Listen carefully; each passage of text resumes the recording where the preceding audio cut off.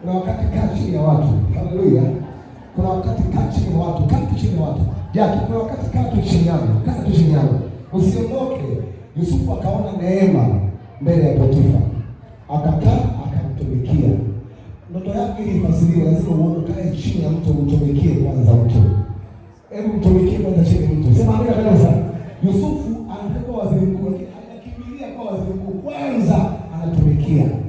Mwambie rafiki yako tumikia mahali. Hapo ulipo tulia, tumikia. Tumikia pale Roma, tumikia pale Chalinzi, ndio? Tumikia tu pale chini. Kuna ndoto inaenda kutimia ndani yako.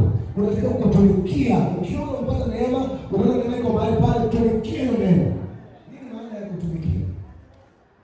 Nilikuwa msikiza ndugu yangu hapa, rafiki yangu Kasaizo. Asijua alikuwa anaeleza kutumikia ndoto yake. Hapo anaitwa vyakula tofauti. Biriani, tambi, kitimoto, sio mchemsho, alafu anachukua ya moja na kumwambia. Endelea kutafuta Mungu. Endelea kutafuta nini? Sasa msikia sana ongea hapa. Haleluya. Alikuwa anafulia nguo pasta, anatumikia. Leo kwenye kutumikia ndoto yake inatimia. Unaelewa vizuri? Wewe unasikia vizuri? Kubali kutumikia. Unapotumikia wengine ndio ndoto inaenda. Ngoja nikueleze hivi kitu hiki. Sema amina kabisa. Mara nyingi unaweza kuwa na ndoto kujenga shule ya sekondari ya international labda ukajenga. Sema amina kabisa.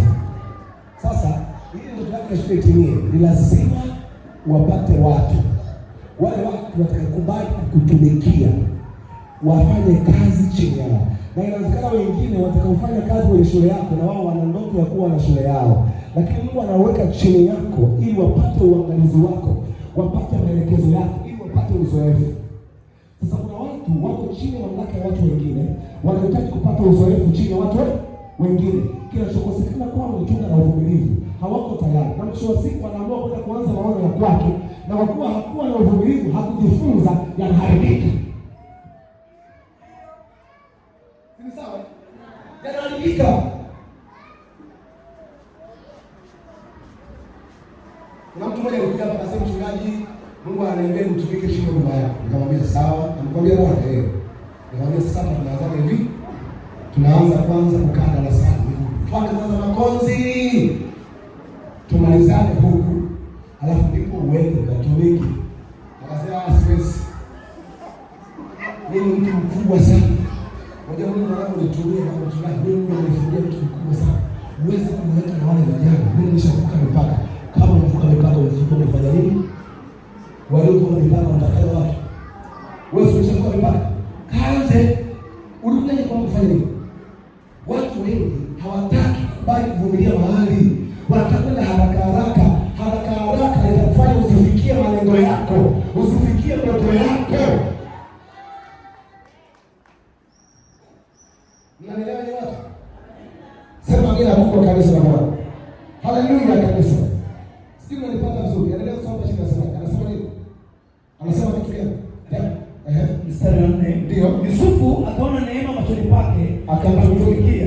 Naye akamweka awe msimamizi juu ya nyumba yake, na yote yaliyomo akayaweka mkononi mwake.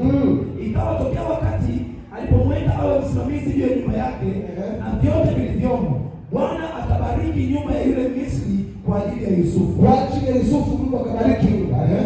Mbaraka wa Bwana ukawa juu ya vyote alivyokuwa navyo. Vyote alivyokuwa navyo. Katika nyumba na katika shamba. Akayaacha yote aliyokuwa nayo mkononi mwa Yusufu. Wala hakujua habari za kitu chochote chake. Ila hicho chakula alichokula tu. Naye Yusufu alikuwa mtu mzuri na mwenye uso mzuri. Ikawa baada ya mambo hayo, mke wa bwana wake akamtamani Yusufu. Akamwambia, lala nami. Lakini akakataa.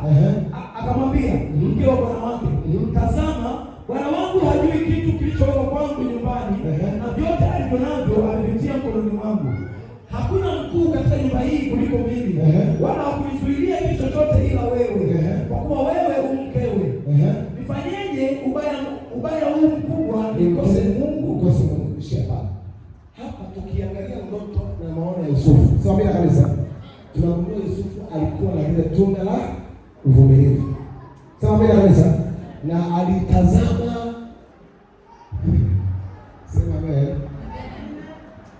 Semeni amina. Semeni amina. Alitazama ile ndoto. Sema amina kanisa. Akaiangalia kwa jicho la mbali.